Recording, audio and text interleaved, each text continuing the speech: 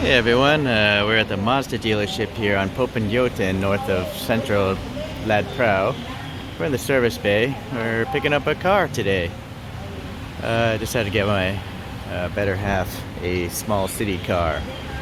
Even though my Sienta is not that big of a car by Western standards, in this city, it's not easy to drive. So this is the smallest car with a 5-star safety rating. And it just so happens to have the best feature list because I think the next generation's already been put out in Europe. So this car was discounted quite a bit. And yeah, we'll take a closer look. But anyways, this dealership in particular, they gave me a better price than a different dealership on Srinacaran. So if you're shopping around in Bangkok, this one seems pretty good. So it's pretty painless. We showed up on a Wednesday, ordered the car, and it was Saturday now. So they supposedly waxed it. So you get a temporary plate. I guess they changed the regulations here. So you get this red plate until your permanent plate shows up. So you can't go robbing banks and stuff like that, like you could in the old days. I think average อย่างแม็ก Yeah. รีเซ็ต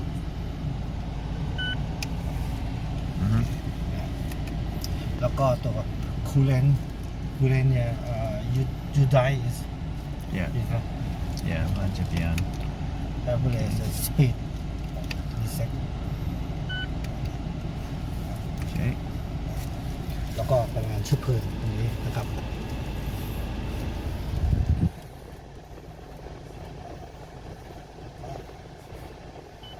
อันเนี้ยมันจะเป็นการบอกว่าสมมุติว่าถ้าระบบ iStop เนี่ยมันมีการดับเครื่องยนต์มันจะลดการปล่อยไอเสียได้เท่าไหร่วันนี้นะครับ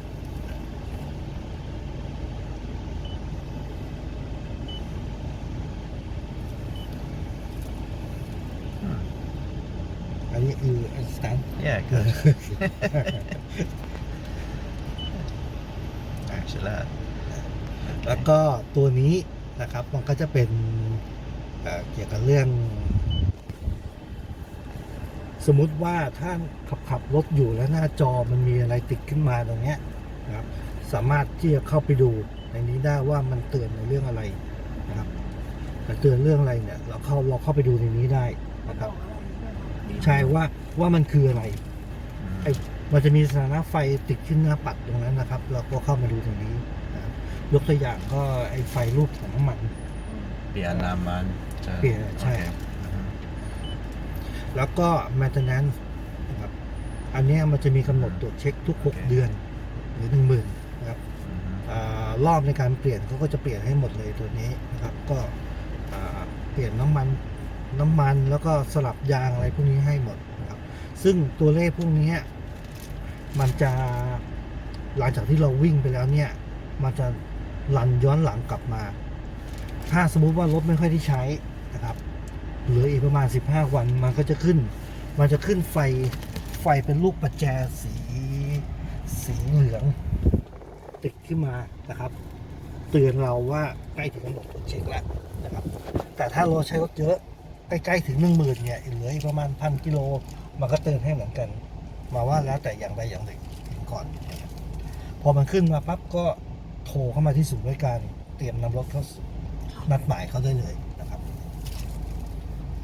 โอเคหมดแล้วก็ตัวต่อไปอันนี้ก็เรื่อง entertainment นะครับตัวนี้จะเป็นซอสว่าสามารถใช้อะไรได้บ้างตอนนี้ใช้ FM นะครับ FM AM R5 กับ Stitcher เนี่ยเราก็จะต้องเชื่อมต่อบลูทูธก่อนแต่ว่าเดี๋ยวนี้มันไม่ได้ใช้กันแล้วนะครับถ้าสมมติว่าถ้าเราใช้ Apple CarPlay ตัวนี้มันก็จะขึ้นเป็น CarPlay มาให้นะครับเราสามารถเรียกเปิดเพลงได้ถ้ามี USB นะมันก็จะขึ้น USB ตัวนี้เหมือนกันนะครับเสียบเข้ามาครับ It's a USB T9 gig ใส่ได้ครับ กี่กิกอะคะ อืม ลิมิต32ใช่ไหมคะ 32ได้นะ อยากดูจัดนงสอง 64 นงสองเป้หรือสอง 64ไม่น่ามันจะช้ามาก 32 โอเค32 gig USB แล้วก็สมมุติว่าณตอนนี้เราฟังวิทยุอยู่นะครับ เราสามารถเลือกตัวนี้ได้หาคลื่นฟังคลื่นอะไรบ้างครับ ไม่เคย ไม่เคยเลย อ่ะสมมุติว่าเราเปิดวิทยุอันนี้คลื่นนี้อยู่ใช่ไหมนี่อยู่บนต้นนี่นะเปิดเนี่ยเราสามารถแอดตัวที่เป็น favorite ได้แต่กดค้างเอาไว้มันก็จะแอดให้เราแล้วนะครับ หรือเราจะเปลี่ยนไปอีกกันเนี่ยเอาเป็นสัก99แอดเกี่ยวไป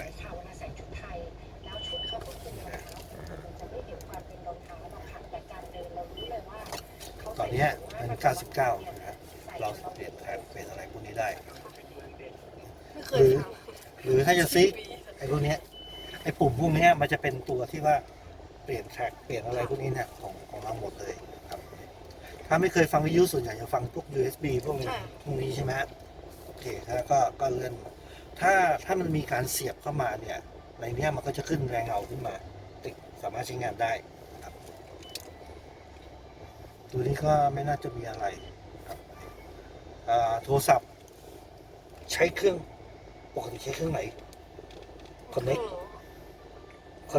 นะครับ ปกติไม่ท ไม่ปกติเขาไม่ทำค่ะ ไม่ทำอ๋อโอเค ไม่เคยรับโทรศัพท์ คือมันสามารถที่จะ ได้ ใช้งานโทรศัพท์เราสามารถรับสายอย่างนี้ได้ ถ้าเธอเทสได้นะ connect วิธี connect โยก ำ oh so you gotta move this like a controller device okay Bluetooth yeah add new device yeah เธอเปิดบลูทูธตัว เอาเครื่องไหนตรงนี้ microphone is all right microphone's up there okay speaker mm-hmm. ปุ๊บทีนี้ตั้งค่ารถนะครับ display ก็คือตัวนี้สามารถที่จะปิด off light one off all okay หรือ off on ให้มันชั่วคราว right yeah okay safety smart city brake support ระบบ parking sensor indication ก็คือตัวนี้เหยียบเบรกนะครับเบรกเนี่ยก็คือตัวนี้นะครับ เป็นตัวบอกว่าเซ็นเซอร์ตัวไหนที่มันตรวจจับวัตถุได้นะครับเส้นอันนี้นะครับ ระยะไกลสุดเนี่ยก็คือ1 เมตร 50 เซนครับ อันนี้1 เมตร 50 เซน okay อันนี้รถเรา yeah okay สาวอันนี้ก็ไม่มีอะไรแล้วปรับ Yeah, ปรับอะไร okay. ได้ yeah ครับอันนี้โอเคเรียบร้อยทีนี้ระบบที่ปัดน้ำฝนออโต้นะครับ okay ดึงก้านลงมา1 สเต็ป one step ออโต้ okay ระบบล็อกประตู yeah ค่าที่โรงงานตั้งเอาไว้เนี่ย when driving unlock เมื่อดับเครื่องนะครับแต่ว่าเดี๋ยวนี้ผมไม่แนะนำให้ใช้ไม่แนะนำให้ใช้ตัวนี้นะครับผมแนะนำให้ใช้แค่นี้พอ ก็คือเมื่อเราขับรถที่ความเร็ว20ระบบก็จะล็อกประตูให้นะครับ แต่พอเราดับเครื่องเนี่ยระบบจะไม่มีการปลดล็อกให้ yeah เราต้องคอนโทรล okay อย่างนี้ล็อกอินปาร์ yeah ก็เลยตัวนี้เปิดได้ใช่ไหม ใช่ yeah okay ไม่เป็นไร แต่ผมแนะนำตัวนี้นะ แนะนำอันนี้เท่านั้น เพราะว่าเดี๋ยวนี้เวลาถ้าสมมติ เธอต้องคลิกที่เวนไดวิ่ง สมมุติว่าพอเราผลักเข้าพี่อันเดียวเราหยิบเบรกแค่นั้นโอเคอันนี้นะเดี๋ยวนะ สมมติว่าโอเค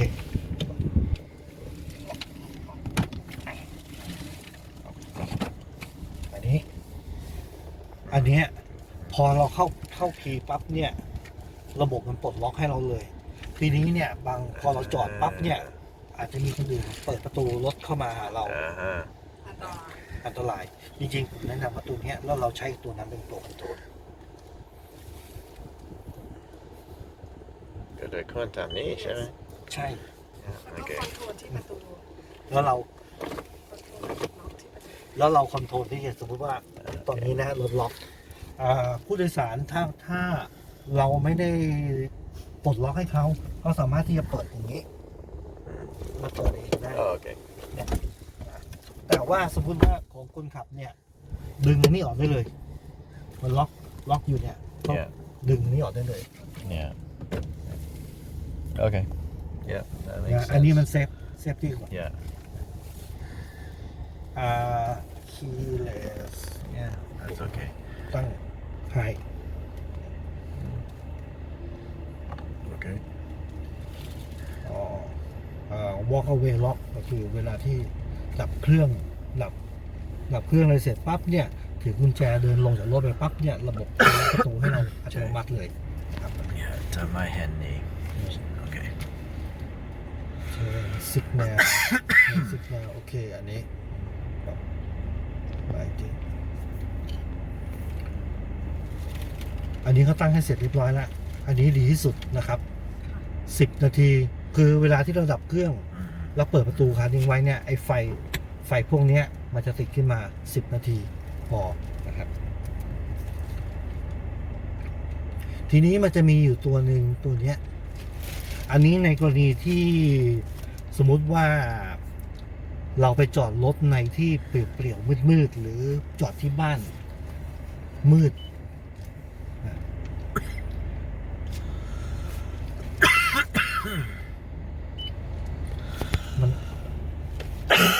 มันเร็วไป เร็ว พอไม่เป็นไรไปจอดรถในที่แบบว่ามืดๆนะครับ อันเนี้ย ค่ะ เราลิฟต์ไปหน้าเดี๋ยวนะผมเอาน้ำแบบเดี๋ยวผมสั่งน้ำให้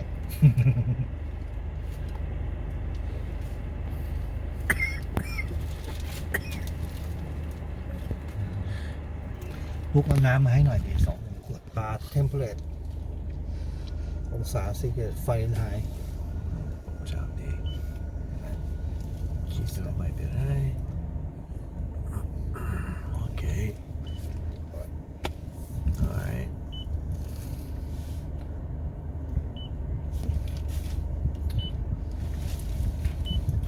ไอ้หน้าจอเนี้ยถ้ารถมีการเคลื่อนที่เนี่ยมันจะไม่สามารถทัชสกรีนได้นะครับ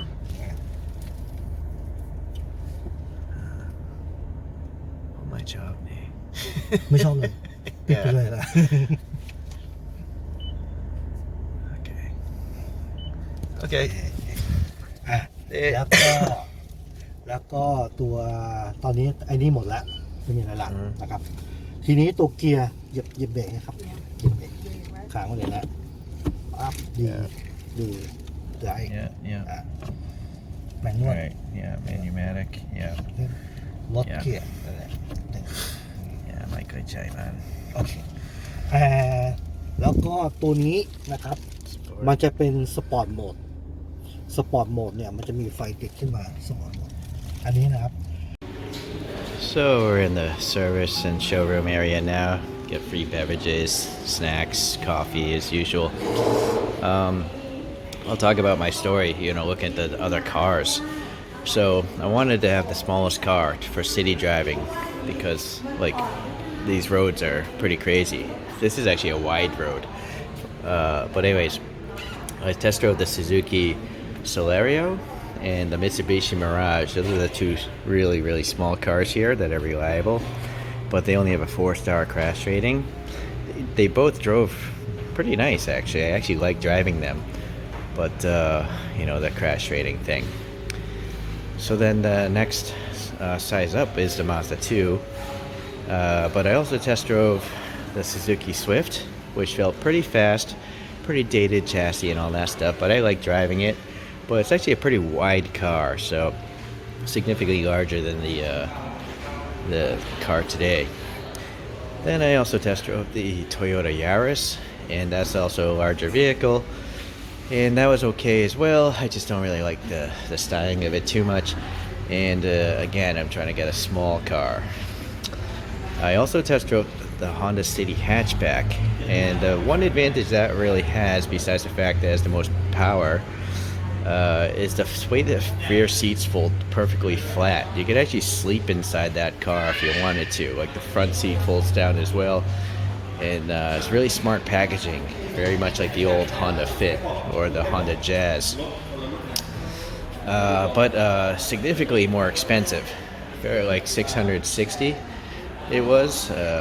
So that's basically $130 more than the car I'm picking up today. So getting into the pricing, this Mazda 2 is usually around $600. It's just the base model, but it comes with everything I want: the rear view camera, and then all those gizmos you saw in the entertainment package there. But anyway, so it's usually $600, but they discounted it here to $530, and I think that's because there's a new model already out in Europe. It looks very much like an old Toyota Yaris, coincidentally. So I actually prefer the styling of this generation, so I'll take that with the big discount. And then, so what made this dealership better than the other dealerships offering the same discount is this dealership threw in some ceramic window tinting, some sort of exhaust tip, the floor mats, full tank of gas. Every dealership throws in 1 year of first class insurance. I think, and they also threw in the color white. In this country, white cars generally cost more money. So I will say it is a pearl metallic white, so that cost is around $7,000, and they knocked that off for free, whereas the other dealership didn't even mention it. So that's why I chose these guys over the dealership over on Srinacaran Road. So all said and done, this car is under $15,000, brand new. It's kind of crazy, the exchange rate today. So this is probably the best value vehicle I've ever purchased. I was actually thinking about buying a bicycle, but I realized with all the air pollution here, there's no reason to have a nice bicycle if I never get to ride the thing. Alright, got the little initiation by the dealer there. Obviously it wasn't in the English language, but the computer was. The computer seems pretty great, pretty self-explanatory. I did ask for an English manual, and he's going to have to order one. They don't keep them in stock here. So this thing actually does just come with hubcaps. This is the lowest trim level, but the most important thing for me is it has a rear backup camera. You can go in reverse and the camera turns on. So, and then frankly, these are kind of cool wheels, but once those tires wear out, I'm just gonna buy aftermarket wheels anyways. So there's no reason for me to spend money on extra mags when they're gonna get replaced in 3 years anyhow. All right, so let's take another look at this thing. So you got a rear wiper, of course. Oh, you know what?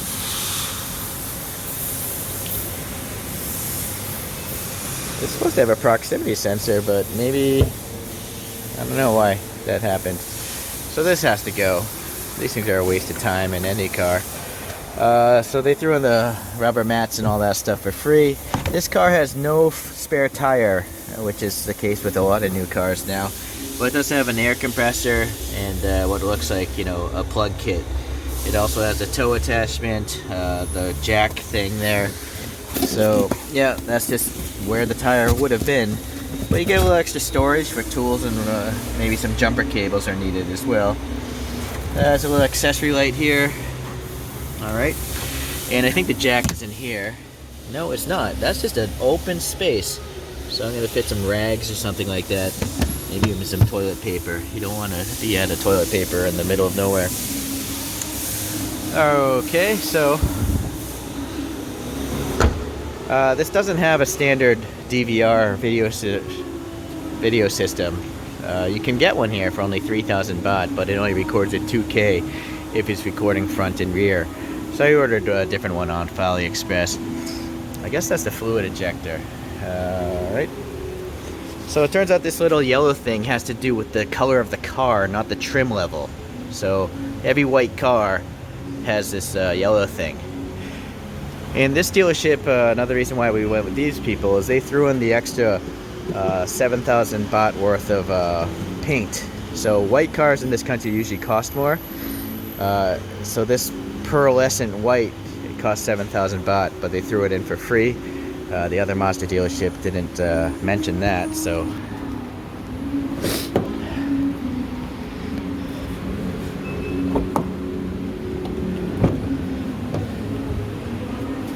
So I was sitting in there,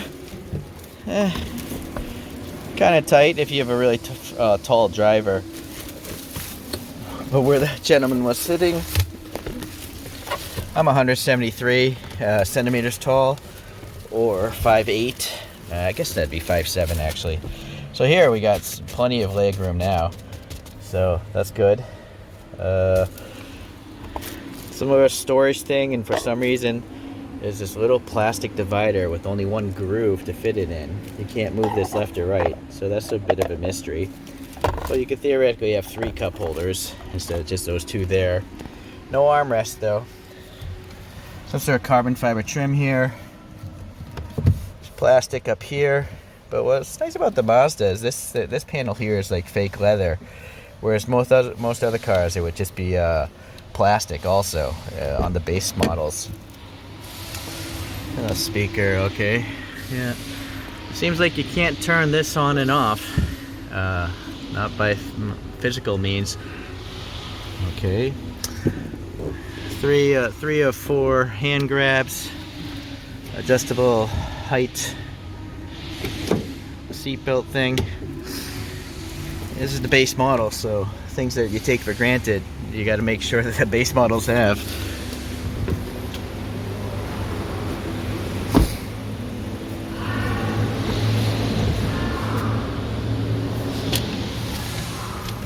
Okay, so some funky ball vents, and I guess you can totally shut them off. My Sienta, you cannot shut off the vents, which is really odd. My Sienta also doesn't even have a heater, which is odd. But this car clearly has a heater. It goes up to 32 Celsius. It's not a digital readout though. It literally goes 18, 25, 32. So you got to kind of, get in the general area that you want it to be at. These are all buttons in the middle. Okay. This is like a physical pattern, like a bunch of rectangles physically molded in. It's kind of glossy. So here's a vent. It's kind of hidden into this trim. It's kind of nice. And that looks like it can close totally as well. So that's nice. You can shut that off. Hazard, right? Hopefully there's a power distribution in there for a DVR, which you'll have to order later. Okay, a little 3-position rocker switch.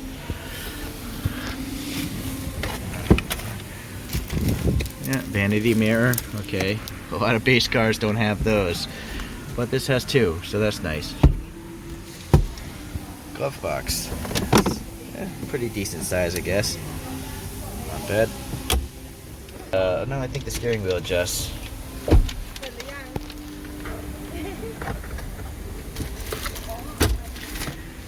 Yeah, so that goes up, down, but it doesn't go in and out, just up and down. Okay. Alright, we got 7 kilometers on the odometer. Full tank of gas gives a range around 450 kilometers. And let's move out here.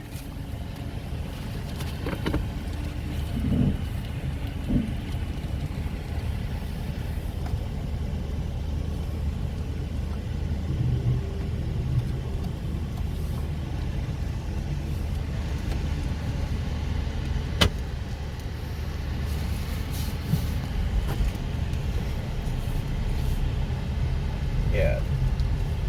So look how narrow this road is. That's why narrow, small cars are really advantageous in this city. And you also have a lot of random bikes, other vehicles coming. Coincidentally, nothing's coming right now. It's actually a miracle. So it's fast enough for the city, that's for sure. My 11 horsepower scooter is fast enough for this city. So this thing is plenty fast. You know, if you're a speed demon, go with the Honda City hatchback, but that costs more. Although that's not a fast car either. It's just faster.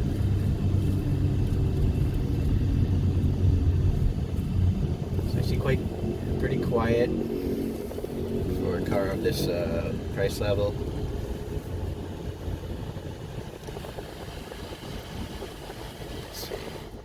There we go. So right now it's around 25C. So my only criticism is here, I kind of do wish that was a number, like digital readout, instead of having to read that. So that's one criticism I have.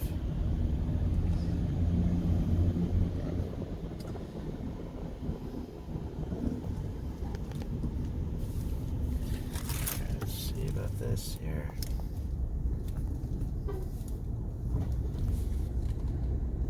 I can feel the idle stop kicking in and not kicking in. So that's good that it has it. All the cars in this class, the Yaris, the City, the Swift, they all have idle stop.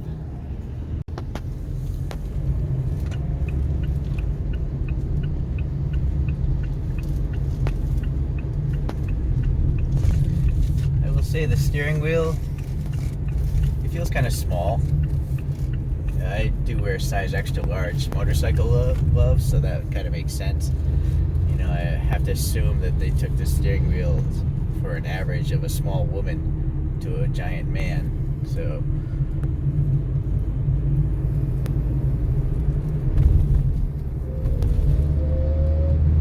as far as the bump absorption, you can definitely feel the bumps.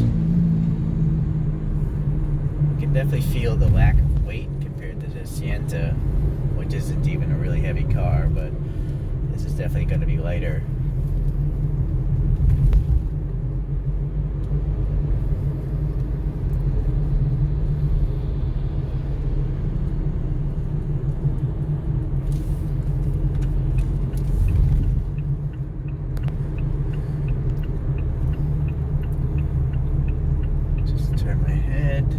Pillar's not too big. I can actually see out the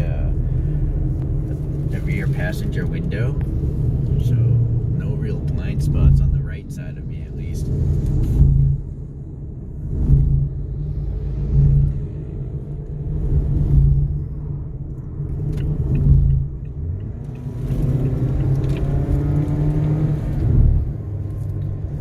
Run over these bumps here, these paint bumps.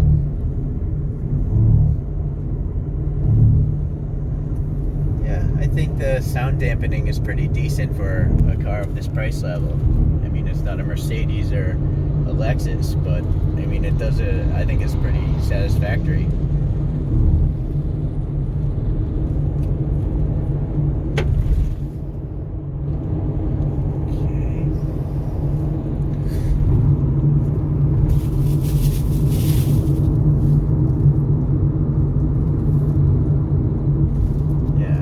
Turn my head to the left, I can actually look out, you know, all the side and the rear window because it's so small.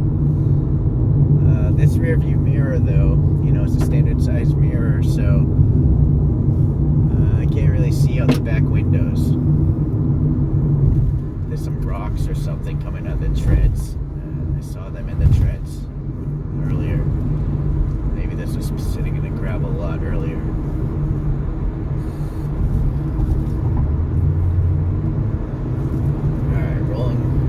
Acceleration.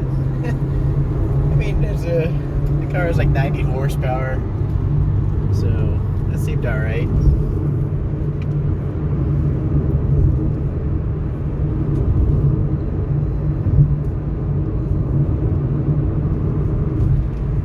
Body roll.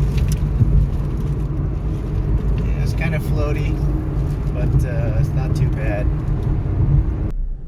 So it's another day, and here I'm going to go through some typical driving situations here. First of which is a U-turn where there's fast traffic coming. So any sort of full-size car, any sort of pickup, they have to take really wide turns or just do something illegal and literally turn where that yellow taxi is right now. So let's check this out. But with this thing being so small, it's gonna be super easy. I don't even have to take a wide turn. There's always bikers on both sides. You have to be mindful of killing people. Oh, pleasantly, there's no traffic coming. Usually there'd be a truck, you know, doing a U-turn with me, but not today. Alright, so now we're going to go into a common, typical neighborhood road. This road here we're on is called Ratchada. It's a main road, main north-south road. A lot of night markets, a couple shopping malls, philandering, restaurants, that kind of stuff. Alright, so we're going to go to Ratchada Soi 3. Soi is the name for like street in Thai. And now you're going to get an idea of how tight roads are here. And like where just something like a Corolla I consider to be a large car. So you got taxi stands, you have a bunch of random cones and gates just blocking roads very often. They repaved it or repainted it recently. So you have people walking. The main issue with this country is people sell food on the streets. When people sell food on the streets, that means bikes stop to buy food, cars stop to buy food, people stop to buy food, and then everything has to try to pass those people. So, yeah, now, like that green truck is smaller than your typical commercial vehicle. And then you have tons of businesses, tons of living establishments with no parking. So, like, this delivery truck just has to block all traffic. And this is, again, is where, you know, having a smaller car makes life easier. You don't have to actually wait so long if you can squeeze through a gap. So, yeah, people, carts, dogs, oncoming traffic, all the things you wouldn't really expect to see in a Western country. You gotta just forget all that and get used to it here. Safety isn't really a common concept where I live. Pretty smooth today. But let's see as we get further on. See, now it tightens down quite a bit. So just a normal sized vehicle would have a hard time actually not driving in that rain gutter on the left side. But I'm not driving in the rain gutter, but I am hitting the little steel manholes. So most people just drive in the middle of the road until another car comes.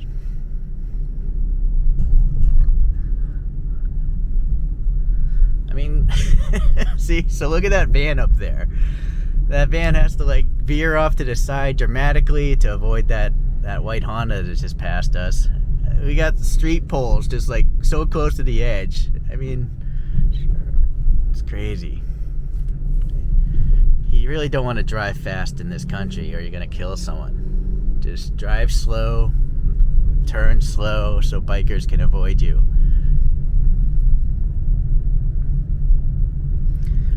Alright, so now, yeah, you just have bikes parked on the side of the road, cars parked on the side of the road, but again, it's the food establishments and businesses with no parking lots that tend to clog up this place. So that Hiace, you know, that's a full-size vehicle in front of us. If there was a car coming against us, we'd all be waiting. Yeah, see, now this bike stops. So now I gotta go around, but that other bike was coming against us. So, little car, don't have to think so much. I'm pretty sure this is the smallest car I've ever had. I had an MX-5 Miata, but I almost feel like that was a bigger car. I could be wrong.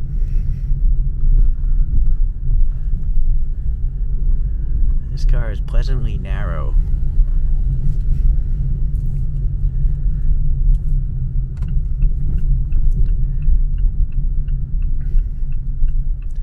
Yeah, that Camry would just be... That's your average car in America, but here, that's a behemoth.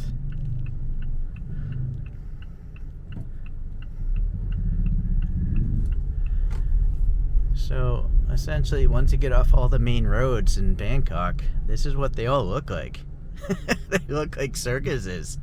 It's like it's driving through a circus. That's how I associate it. And I think, you know, to drive like this Cayenne, you got to have a lot of patience because you have to wait. I don't have much patience. Really, the fastest way to get through this city is just on a small 125cc motorbike. Then traffic really isn't an issue. You can just zip right through anything and drive between cars and all that stuff. It is funny though, living here. You just see the craziest stuff with no regard for safety or common sense. We haven't seen it much, but look at the bird's nest of wiring up there. That stuff is always fun. I don't know how they figure out which cable belongs to which company. Look at the cabling here. How this stuff doesn't just catch on fire, or it's just craziness. Yeah, so even me in this small car, I gotta slow down. But if I was in a bigger car like this pickup truck, see, it has to pull off to the side.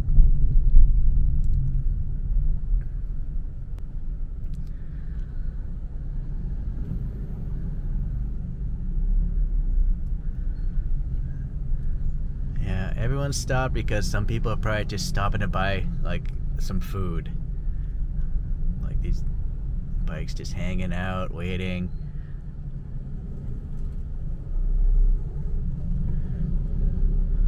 Bikes just parked at angles, sticking out into the road.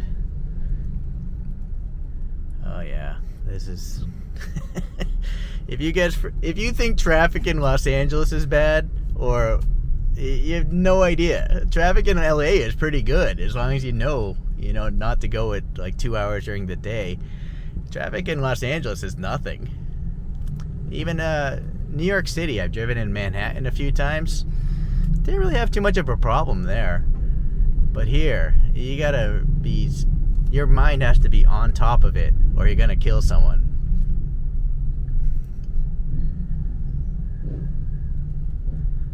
Look at how much stuff people pack on their bikes. I've seen people like riding on these little scooters with like a 55-gallon fish tank on the back of the thing, or giant carpets, like 2-3 meter wide carpets stacked up on the back of these things.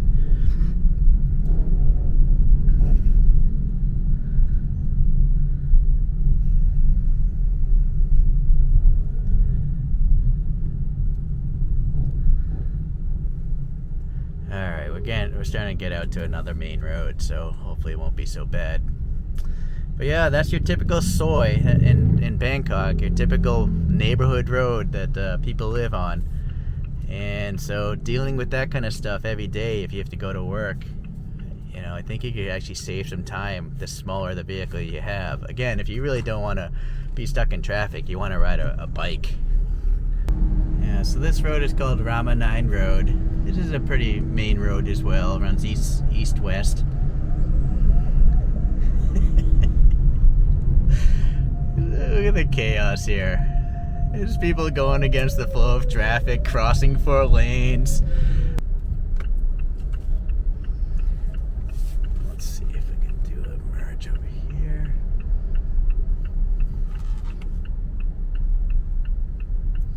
Nice. Now with a car with a long wheelbase, I wouldn't have been able to do that. I don't think in my Sienta I'd be able to do that.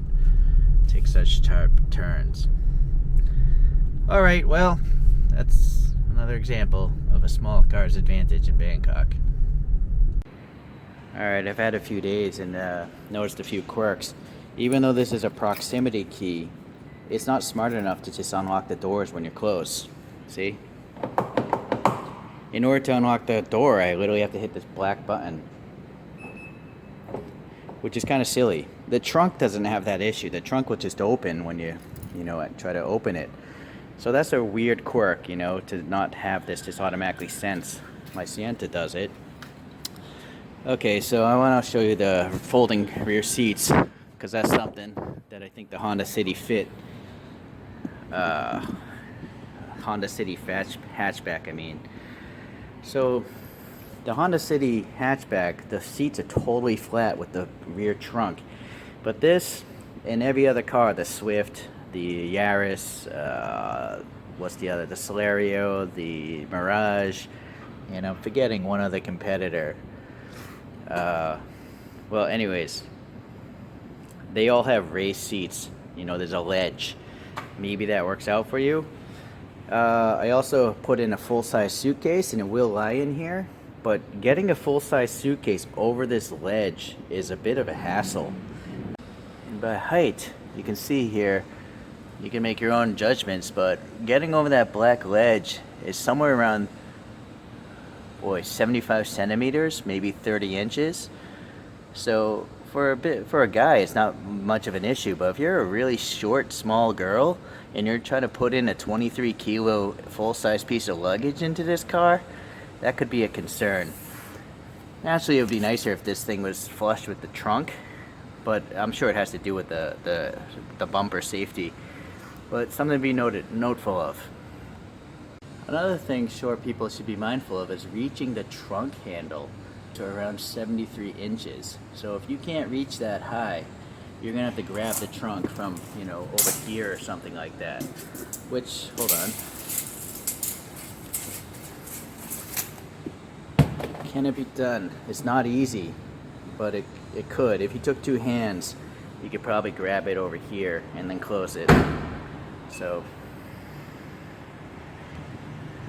there's a little bit of a ledge here to try to keep the seatbelt in place. You can obviously move it out of the way, and then you just push this button down, and that's what allows the seat to come down. So over there you can see the seatbelt is being held by that ledge, but in this case it's not. So it's pretty easy. Oh, but now what's the problem is the seatbelt gets in the way of the lock. So that's why I had it on the ledge. So I discovered something. So if you did want to have the seatbelt not get destroyed by that lock, you'll notice there's a little plastic tab here. So I can take the belt and put it in here. So if you don't have rear passengers all the time, that's a nice touch after all. So they did figure that problem out. Anyways, looks like there's actually a removable seat cover possibly. This looks like a zipper. I've never seen that on a car before.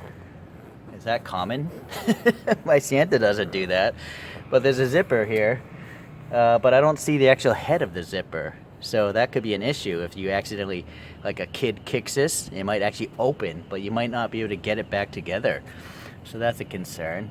It's interesting that the back of the seat is fabric, but the front is leather.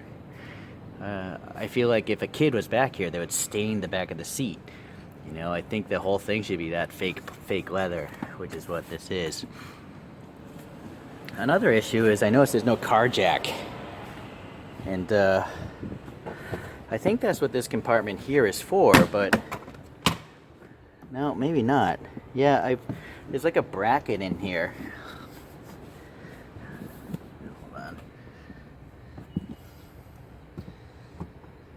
That accessory light's not very useful. I'm pretty sure that bracket is meant for a car jack, but going through the instruction manual, there's no image of a car jack in this car. All it is an inflator kit and some of that tire injection fluid.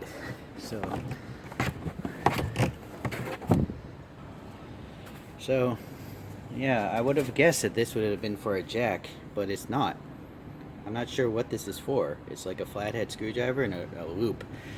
Oh, I suppose it's probably to put this on. If you need to get towed, it helps for you to screw that in place, maybe? I don't know. So this is your only emergency kit here. You have, you're expected to undo the valve, take the valve out of the wheel. Oh, there you go. And then fill it with this fluid, and then use the compressor and pray to God that the fluid fills in the hole. So I'm gonna buy a tire plug kit because tire plug kits work. I don't know about these liquids. I've never had good luck with them, at least on other objects. So another issue to be mindful of is a tire pressure monitor kit. So these hubcaps here, you're gonna scratch them up. accessing this thing unless you're very careful. Yeah, so keep that in mind. And then worse than that is the way the cigarette lighter is done. So by the cigarette lighter, I mean it's so close to this wall here that I can't even really use the USB cable properly. If I take this out and I don't use a USB cable, sure, it'll fit, but it's like touching right there. That could cause some vibration noises. Yeah, so I kind of wish that cigarette lighter was more in the middle, and maybe the USBs or something would be more to the side, because they don't have different form factors like a cigarette accessories do. So if I want to obviously, you know, use the cable, that's why I have it at a 90-degree angle. It's just a minor quirk, you know, but maybe that kind of stuff bothers you. And then I have a dedicated card, and it turns out this thing will only take a 32 gigabyte USB if you're going to have music on it. The Android Play worked fine, I guess. The problem is it's a bit slow, and that was the case with my Toyota Sienta as well. Trying to run Google Maps through a car display is too slow, so I'm using different phone mounts, and I'm always going to use my phone to run Google Maps. But I did order a map that you can put into this SD card, and once that shows up, we'll see if that works quicker, if it can directly access a map off of an SD card. None of the other competitors that I'm aware of have that feature where you can load a GPS map into it. So there's a remote fuel filler thing on the inside of the car. It's nice that they tell you what this thing can take: E10, E20, and 95. So E20 is the cheapest here that I'm aware of. Standard stuff. That must be the lock release, I'm guessing. I don't know how much of the front end we're going to be to see, but I'm guessing most of you aren't going to do maintenance. But alright, your standard engine. I'm going to install a kill switch. That'll be a different video because they save batteries. If you don't drive your car like every week, that battery is going to be dead one day. So, but that'll be a different video. The important stuff, we have our coolant. No, that's brake fluid back there. This blue one is the wiper fluid. Where is the coolant? Oh, it must be this one here. Okay. Engine oil. I don't see where the dipstick is. I guess maybe this yellow thing, one would assume. Yeah, alright, so that's really convenient. You're not going to burn your hands. And the fuse box is in here. Okay, so standard stuff, really.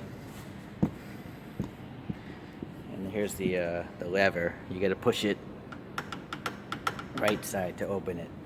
And there's a remote hood release on the interior as well.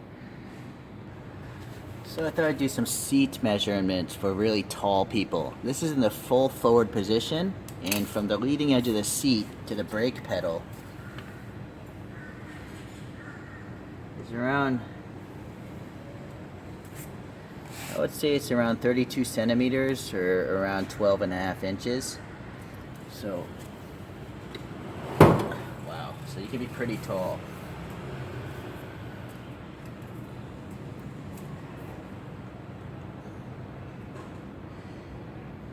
This is around 20, this is around 57 centimeters or 22.5 inches. So if your shins and your feet, you know, are that long, you should be playing basketball. Seat height, right now it's in the full low position. Boy, where should we measure from? It's really this thing that raises. So from the frame or the carpet down here to here, let's get this thing going here like this. Boy, I'm reading around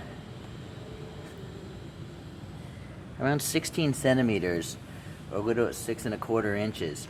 So let me raise this thing up.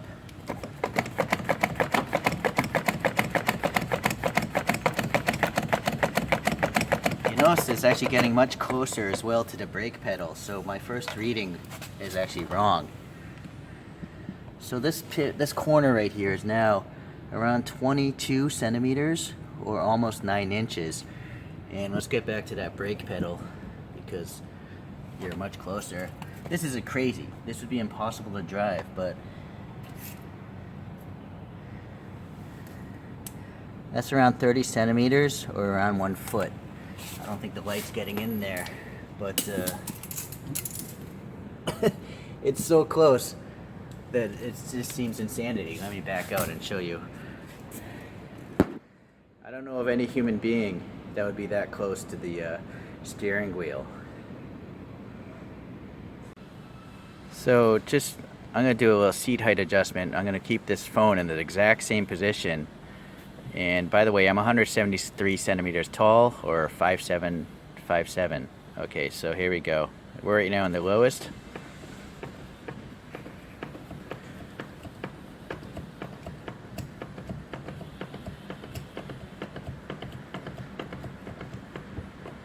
There. It's a very noticeable difference. You know, I can see so much more of the road in the high position. Granted, my head is quite close to the roof now, but so you have the range if you want to, get a more dominant view of the road. So all in all, I mean, it's a great car for the price. That price was 630,000 baht, and that includes everything: taxes, transfer fee, the title, the license plate, all that stuff. So the total was 630,000 baht, which is actually in today's dollars $14,500 for a brand new car with a 3-year, 100,000 kilometer warranty. I guess the only quirk I have really is just the door system. You always have to hit that black button to open the doors, even though it has a proximity key. And then I would highly recommend you get a tire plug kit, because I really doubt that fluid's going to do its job. Okay, well, I'm not a professional car reviewer. I'm not a professional anything. But hopefully you enjoyed this. If you particularly live in Thailand and you happen to be looking for a new car that you want to have a 5-star crash test rating and you don't want to pay a lot of money for, this is the car to get, in my opinion, if it wants to be small so you can do U-turns and the like.